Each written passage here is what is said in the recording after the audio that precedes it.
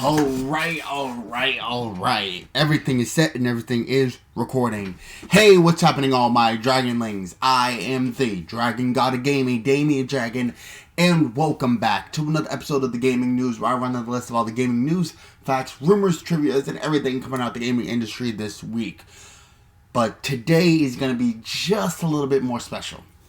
First off, we do have a piece of news that I want to cover, and second off, I do want to talk about where the gaming news is headed. So, without further ado, let's get into the gaming news. The Video Game Hall of Fame. For those of you guys that don't know what the Video Game Hall of Fame is, this is the definition. The World Video Game Hall of Fame is an international hall of fame that opened on January 4th, 2015. It is located in the National Museum of Play's E-Game Revolution exhibit. The hall's administration is overseen by the Strong and the International Center for the History of Electronic Games. Now, that's in Rochester, New York. I have never been personally to the Video Game Hall of Fame. Want to go someday. But there has been some inductions into the Video Game Hall of Fame, and I wanted to cover them. And this is from Rochester First. This is from RochesterFirst.com. And this is written by Dan Gross. And this was put up March 18th, 2021. And updated March 19th, 2021. So, let's get started. The Strong Museum of Play in the World Video Game Hall of Fame announced the 12 finalists for induction this Thursday. Animal Crossing, Call of Duty, Farmville, FIFA International Soccer, Guitar Hero, Mattel Football, Microsoft Flight Simulator, Pole Position, Portal, StarCraft, Tron, and Where in the World is Carmen Sandiego. These finalists were chosen from thousands of nominations, and players can vote in a Player's Choice poll from March 18th to March 25th. And I will link in the description down below the how to vote, or the place to vote. I will be voting as well, for those of you that don't know. So I'll put it down in the description down below so you guys can put up votes. Last year's Hall of Fame winners were Bejeweled, Centipede, King's Quest, and Minecraft. Like every year, the games are judged based on 4 categories. Icon status, the game is widely recognized and remembered. Longevity, the game is more than a passing fad and has enjoyed popularity over time. Geographical reach, the game meets the above criteria across international boundaries. Influence, the game has exerted significant influence on the design and development of other games, on other forms of entertainment, or on pop culture in society in general. You can find the breakdown of all the games here. Each are provided by the Strong, but you can find comments from your favorite News 8 employees here as well. So I'm going to read out what they wrote. Animal Crossing. Nintendo's Animal Crossing debuted in 2001 and found mass appeal with its open-ended social simulation and leisurely gameplay. Players took on a role of a human moving into a village filled with anthropomorphic animals. The game had no specific objective, giving players the freedom to complete activities and collect objectives as they liked. The metal gameplay proved a success with casual and advanced gamers alike, and it bred numerous sequels. The game's latest installment for the Nintendo Switch proved a huge hit during the pandemic isolation of 2020, breaking the record for the most digital downloads of a console game in a single month. 31 million worldwide. Jesus. Next up, Call of Duty. Released by Infinity Ward, Activision, in 2003, Call of Duty helped popularize the cinematic first-person war genre. Set during World War II. Yeah, my vocabulary is just impeccable. The game combined fast-paced action with a deep, rich narrative. Its squad-based multiplayer mode provided a reason for gamers to return again and again. Call of Duty continues to generate sequels and spin-offs, and it was a catalyst for one of the best-selling electronic game franchises of all time, with more than 300 million total units sold. Dan says that the collective sigh of this one comes from the game's reputation that overly competitive college students are the main players. Ow. Farmville. Actually, this is a game I played. I played Call of Duty and Animal Crossing before, but I've actually got into Farmville at one point when it was actually a thing.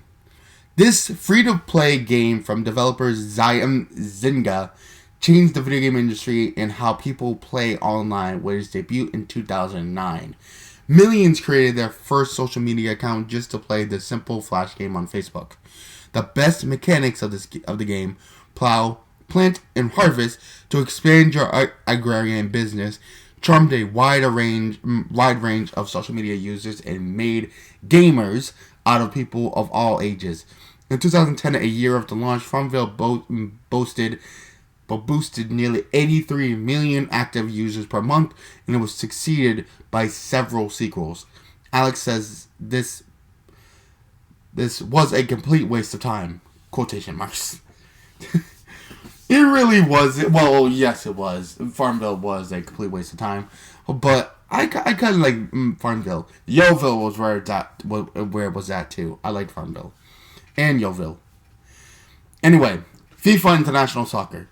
FIFA International Soccer was not the first sports simulation video game, nor even the first one about soccer, but it is the most popular sports game franchise of all time, with sales continually bolstered by annual releases from publisher Electronic Arts. First launched in 1993, the game garnered worldwide success and launched a franchise that has sold more than 325 million games by 2021, which is actually really freaking good.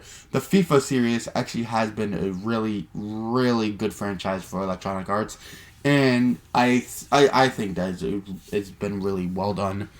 So, hey. Next up, Guitar Hero. Another game that I played when I was a child and I was never good at it.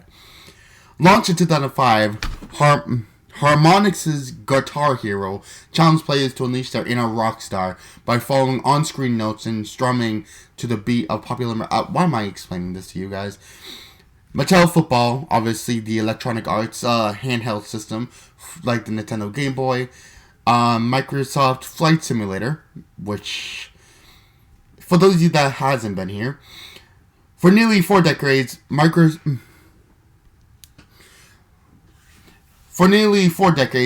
Flight Simulator has provided millions of players endless hours of gameplay by providing highly realistic but intuitive recreations of real-life airplanes.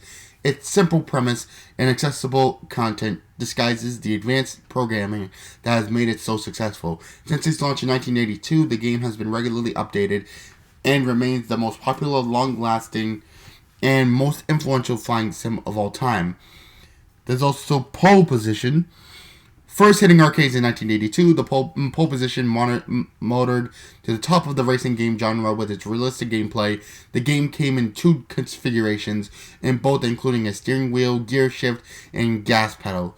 Thrusting players into the driver's seat, created by Namco and distributed in North America by Atari. The game became the most highest-grossing arcade game of 1983 in the United States. Atari ported the game to console systems, has been released numerous times in the past 3 decades, and inspired many of the 3D racing games that followed. I don't think I need to explain to you guys what the hell Portal is. And I believe I don't need to explain what StarCraft and Tron is.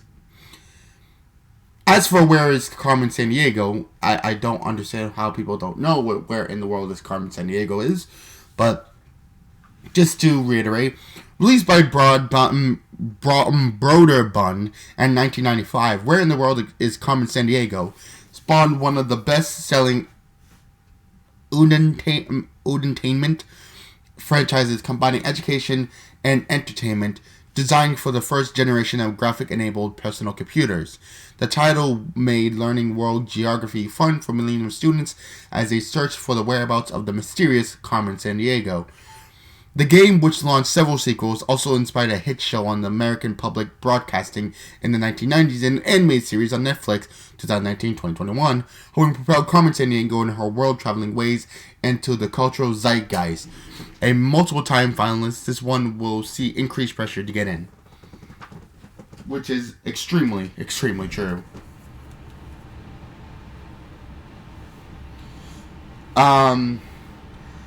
But I'm gonna leave in the link down. I'm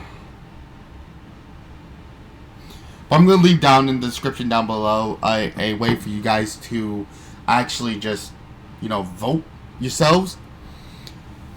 So I'm gonna leave that up to you guys. I'm gonna be voting myself, so you guys can nominate. And you guys can go off and pick a game that you want to induct. So go off and do your thing. Give me one moment while I gather some of the stuff I'm supposed to be talking about, and just give me one moment. Okay. Just had to make sure. With that being said, and all that out the way, I wanted to address where I want the gaming news to head. As I was talking about with Chaos 6, or well, for you guys, Chaos, I wanted to, upgrade the whole thing of the gaming news. I didn't just want to, just be just news articles and stuff. I can understand that could get boring after a while, just me reading some news and stuff out there, and me talking about it with you guys. I understand, sometimes that's boring. I get it. And I want there to be something I can do to increase the number of people watching, because I understand that I'm not always the most, articulate guy, if you guys know what I mean. And I wanted to make sure that there's something I could do to bolster the gaming news up just a little bit, because I've been doing this for a very long time, and this has been an extremely long series, and I don't think this is ever going to go away. I believe I'm one of the only ones on the channel with a few different spots on in the week with 2 different series. Not very sure, but because I personally don't make the schedule, I just record and put up when I need to be put up. But personally, at the moment, I was talking, and maybe there's some ideas I can put in place where I can make the gaming news just a little bit more exciting. Now, I did want to add some gameplay footage to the to here. So what I'm going to do is, for now, I have some ideas that I'm gonna try out over the next couple weeks. So I'm gonna be doing my own little overlay. I'm gonna be overlaying some footage over the screen. I'm gonna have some gameplay footage for people who just want to see some gameplay and just hear me talk for a little bit. And I can go down it like that. It may not be extremely. It's gonna be extremely difficult to get all this set and done. So I'm gonna try out some different things. So just know that the gaming news isn't going anywhere. If that's what was going through your mind, like, hey, is the gaming news going anywhere? Is it gonna be disappearing? No. It's a series that I hold near and dear. This is my baby. This was actually thought up by me personally. I know that the WWE Roundup was Tui's idea. I designed the gaming news on this channel, and it's gonna continue going until either the channel dies or I'm properly escorted off of the Invisible Corporation. I don't know which one comes. I don't know which one's gonna come first. You never know. But I'm gonna come up with some new ideas, and just bear with me for now. It's still gonna be the same thing. I'm gonna bring you the news every single week, but it may be just a little bit different each time you see it. So I wanna, address some stuff. So until then, ladies and gentlemen, hope you guys enjoyed. But it's time for me to end off. Down in the description down below is all of our lovely and beautiful creators. Go check them all out and have a lot of fun with them. Because I promise you, it's worth the time just to go ahead and just see what they're doing. They're always just a bunch of rascals that go around and doing a bunch of cool shit. So go ahead and check out their stuff. Also down below is also my personal channel. I just hit over 500 subscribers about 2 weeks ago. A week or two ago. And I want to get more. If you guys are not subscribed to my channel personally, go check it out. If 500 people think that it's a really good channel to hit the subscribe button, I think it's good enough for you guys to hit the subscribe button. So go ahead and check it out. Anyway, hope you guys enjoyed. But it's time for us to end off. Good gaming, happy hunting, and I'll see all you dragonlings back inside the world of the gaming news. Hope you guys enjoyed, and I'll see you guys next time for some more Damian Dragon action. Peace.